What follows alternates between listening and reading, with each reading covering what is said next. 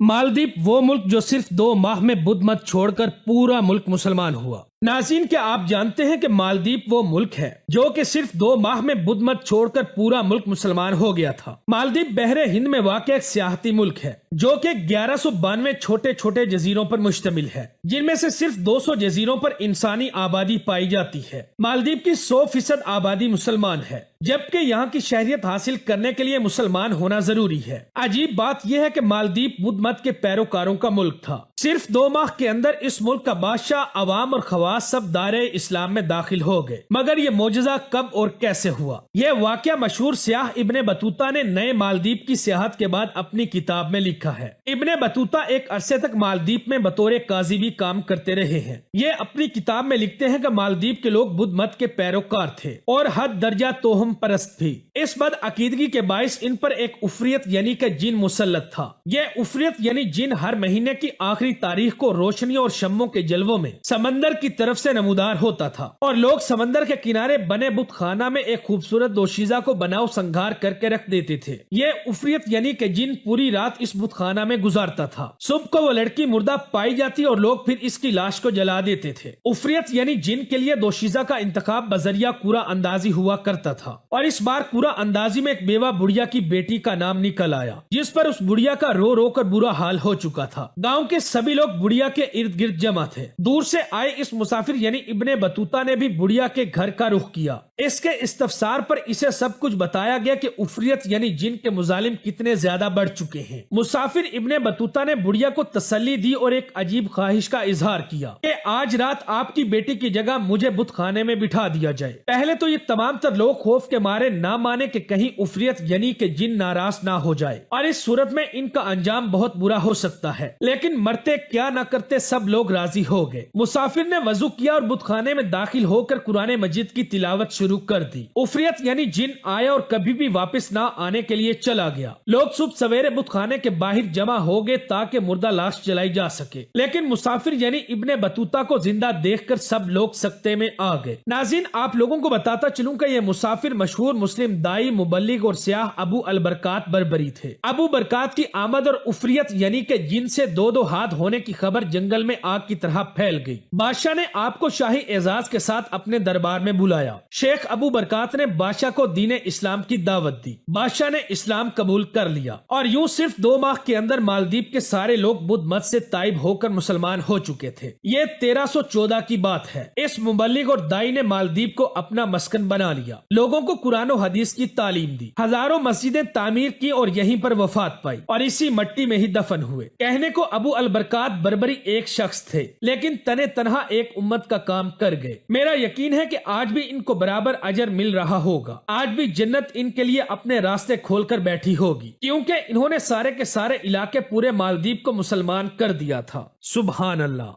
Video अच्छी लगे तो दोस्तों के साथ फेसबुक, व्हाट्सएप और दीगर सोशल मीडिया साइट्स पर भी शेयर करें।